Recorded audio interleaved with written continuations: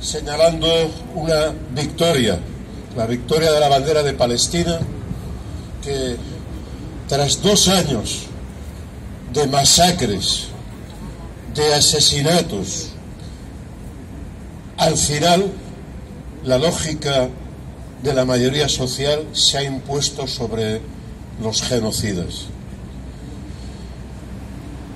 El llegar a la paz, el llegar a ese acuerdo ha sido sobre sacrificios terribles. Durante estos 2 años han muerto, que se sepa oficialmente, han muerto 46.565 personas civiles, en su mayoría niños y mujeres. Pero aquellos que pensaban que podían exterminar un pueblo se han equivocado. Se han equivocado gravísimamente, porque al final los genocidas han tenido que detener su acción porque su Estado se les está desmoronando. En primer lugar, porque por primera vez en Israel estos 2 últimos años ha habido más gente que marchaba que la que entraba. Los jóvenes se negaban a seguir ese camino y a continuar en un país que no tiene futuro, un país que vive a asesinar a sus vecinos y a sus ciudadanos. No tiene futuro, y la juventud lo ha entendido.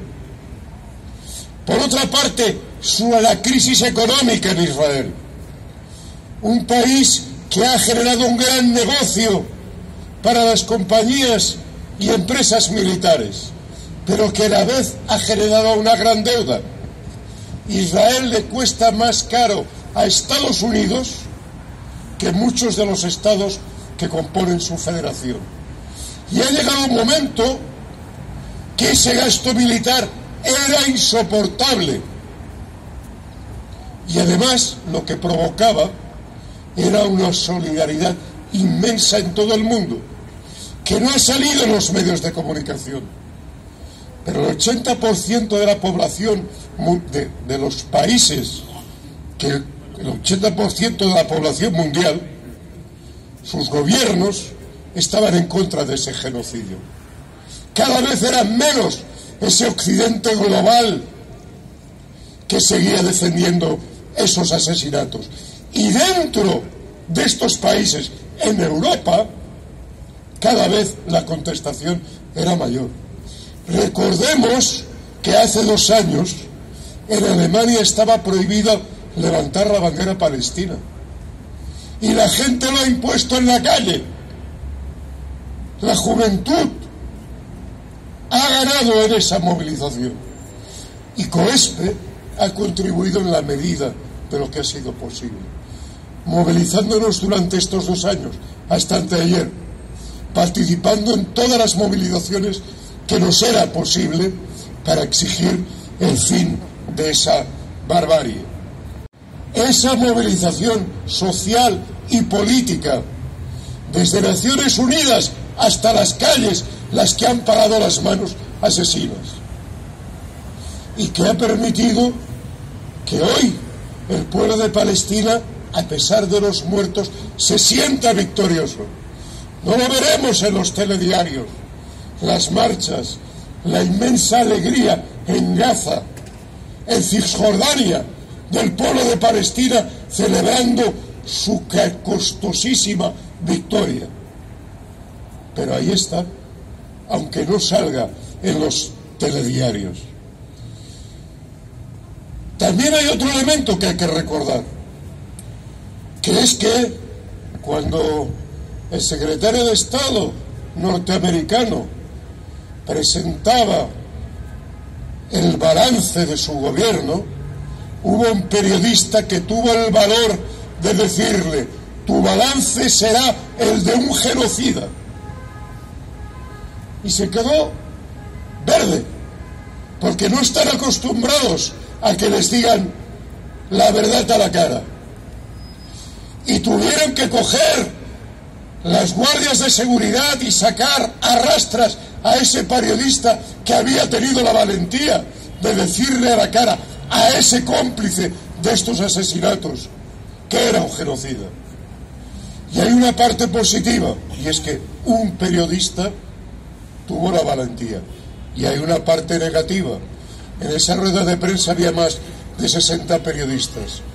Cuando vemos lo que estaba ocurriendo en la sala, vemos a un montón de periodistas que miran al suelo,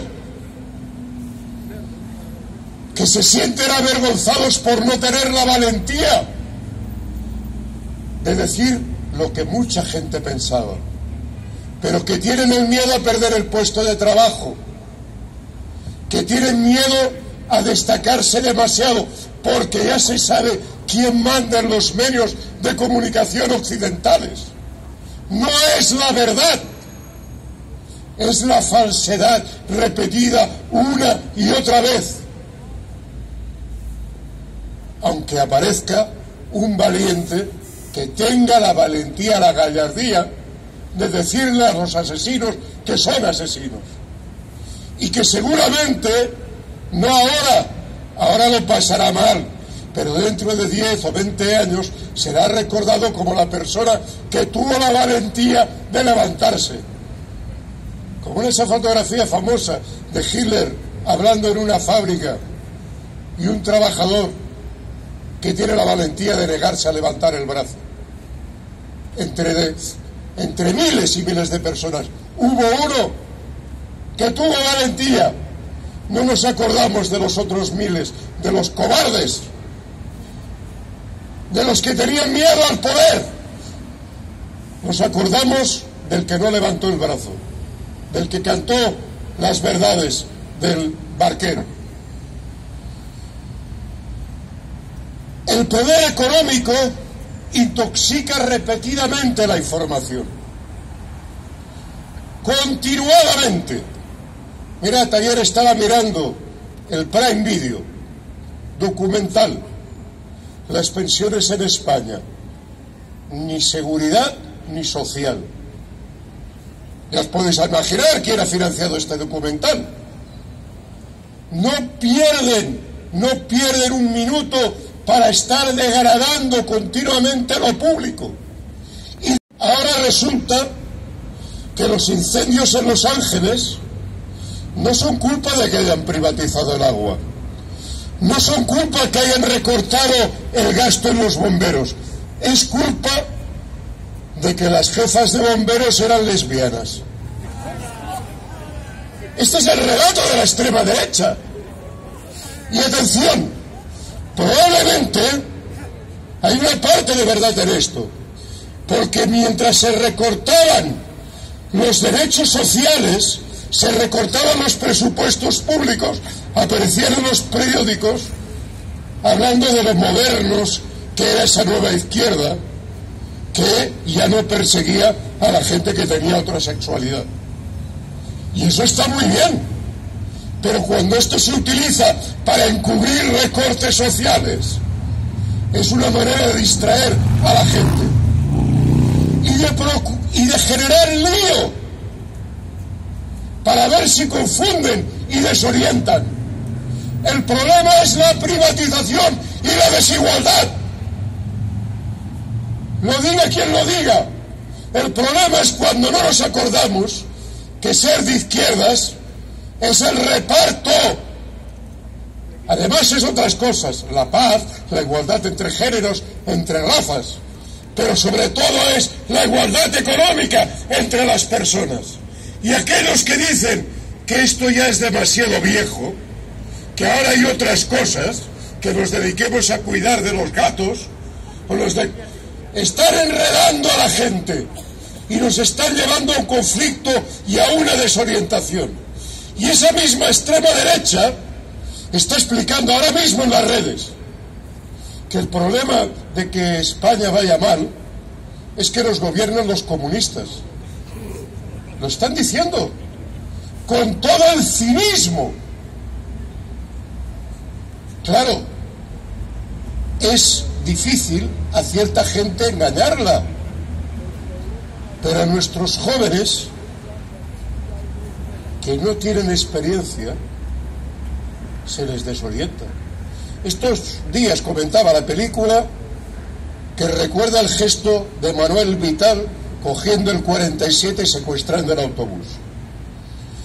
Manuel Vital, en lo poco que sale en la película, sale para explicar que lo único que le quedaba de su padre era su reloj, que se lo había dado antes que los falangistas lo fusilaran, delante de él. A Manuel Vital, cuando era joven, nadie le podía explicar que el franquismo era estupendo, porque lo había vivido con sus ojos. Pero cuidado, a los jóvenes de hoy, que les dicen, no tenéis trabajo porque gobiernan los comunistas, no tenéis trabajo porque esto con Franco no pasaba. Claro, no se cuenta que Franco provocó una guerra civil, la provocó él, luego se mataron unos y otros, pero quien desencadenó la guerra tiene la responsabilidad de todas las muertes, y por eso es importante recordar la memoria. Pero es más, no acabó ahí la cosa. En el año 39, cuando acabó la guerra, Franco tenía una enorme deuda con Alemania y se pagó con comida, con la comida que no tenía el pueblo español. Y vino el piojo verde, y vino la hambre terrible, que Franco decía que era por culpa de las lluvias, la pertinaz sequía. ¿No tenía Dios de su lado? ¿Cómo había cambiado el clima durante esos 10 años que duró el hambre en España? Y de eso no se habla, ni en los libros, ni en los institutos. Y se distorsiona, y se genera el cuento de que fijar lo mal que estáis, porque esos rojos ponen demasiados impuestos. Y eso lo promueven fondos de inversión y bancos que este año han tenido más beneficios que nunca, porque este gobierno ha sido incapaz de cambiar la fiscalidad. Y al contrario, como se ha explicado aquí en el comunicado de COESPE, no solo no fiscaliza sobre los que están ganando muchísimo dinero, sino que les entrega parte de las pensiones. Y permite una reforma que está privatizando parte de las cotizaciones, obligando a los trabajadores de la construcción a cotizar en pensiones privadas. Eso sí, con el silencio cómplice de aquellos que callan, de los sindicatos, de los dirigentes sindicales, que firman acuerdos indignos, claramente perjudiciales para la gente, que provocan lo que está ocurriendo hoy, que la gente se jubila cada vez más tarde en España. ¿Por qué? Porque cada vez recortan más las pensiones, sobre todo los que vienen detrás, Y claro, para tener una pensión digna, continúa trabajando 1, 2 o 3 años más, a ver si así alcanza un poquito más. Pero claro, mientras tanto, te están quitando un año más de tu vida. Esto que Manuel Vital tenía muy claro, se le llama plusvalía, tiempo de trabajo para el patrón, que no es solo las horas de más del día, son los años de más en tu vida como trabajador. Y alguien debe explicar lo que es la plusvalía a los jóvenes, antes que se crean estos cuentos, porque estos cuentos son enormemente peligrosos. No es la primera vez. En los años 20 y 30, gente absolutamente indigna, como el socialdemócrata alemán Eber, traicionaron a los trabajadores, asesinaron a Rosa Luxemburg, a Karl Liebknecht, echaron para atrás las reformas progresistas que el proceso revolucionario en Alemania había generado para los trabajadores, y que recortaron esos avances, luego fueron utilizados por Hitler para decirle a las juventudes hitlerianas: fijaros lo que hacen los socialistas, atacar a los trabajadores en sus derechos. Ese fue el premio a su traición, porque detrás del asesinato de Karl Liebknecht, de los espartaquistas, al final los hitlerianos también asesinaron a los socialistas y destruyeron a esos sindicatos que se habían vendido. y enviaron a sus dirigentes a los campos de concentración. No sé si les llamaban comegambas o las cosas que dice ahora la extrema derecha sobre los sindicalistas. Pero mirad, si no están al lado del pueblo, se van a encontrar en esta misma tesitura, porque la mentira avanza, el terraplanismo, mentiras enormes, a las cuales la gente se resiste como puede. Políticos que llegan diciendo que al día siguiente de llegar ellos a la presidencia de Estados Unidos se va a acabar la guerra. Pues lo vamos a ver si hay narices de enfrentarse al complejo militar industrial o simplemente ha sido un engaño más.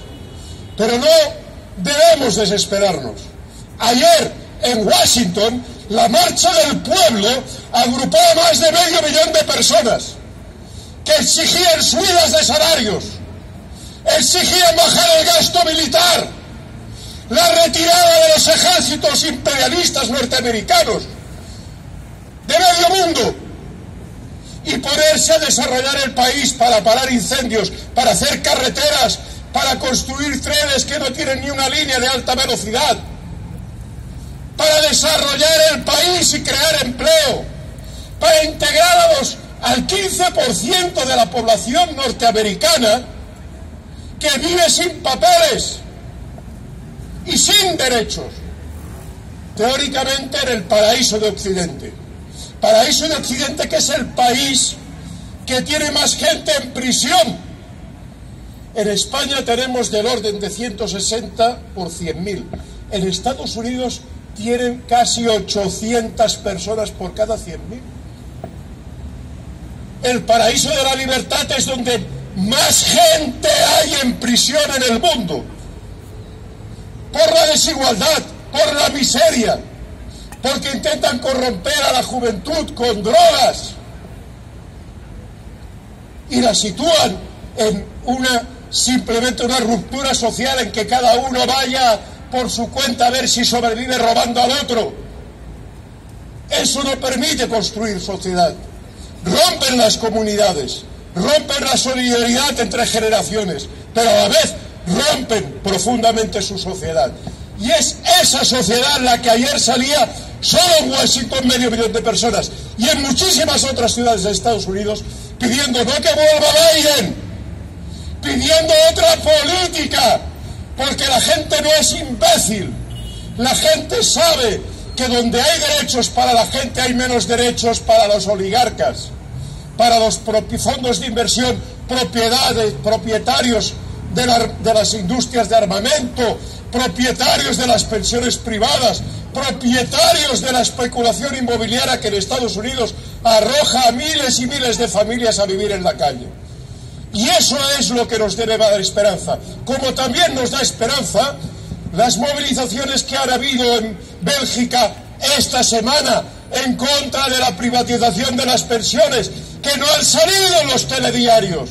Pero en Bélgica ha habido una huelga general encabezada por los pensionistas, pero también por los trabajadores de ferrocarriles y de servicios públicos en defensa del sistema público de pensiones. ¿Y cómo es que no informan de esto? ¿Y cómo es que los sindicatos que están en la misma coordinadora sindical europea no explican en España lo que están haciendo sus compañeros en Bélgica y los dejan solos? Y vemos cómo sigue la movilización en Francia, con un presidente ilegítimo que no tiene ni el 5% de los votos, pero eso sí, que sigue imponiendo la privatización de las pensiones y sus recortes, porque sirven a quien sirven, sirven a los oligarcas, a los financieros. Y cuando resulta que hay alguien que gana las elecciones con otro discurso, entonces se dice que no ha ganado, que se han hecho trampas, que hay que repetir las elecciones. Frente a todo ello nos queda la movilización. Se nos exige la movilización, recuperar la memoria histórica, dirigirnos a los jóvenes, porque a nosotros se nos está acabando la cuerda, pero ellos tienen toda la vida por delante, que la pueden vivir con dignidad o la pueden vivir con guerras, miseria, genocidios. En parte va a depender de ellos que sigan en la lucha, que aquellos jóvenes que se han movilizado por Palestina sigan ahora movilizándose por la vivienda, sigan movilizándose en defensa de la sanidad y sigan movilizándose en defensa de condiciones dignas de trabajo para todos y todas.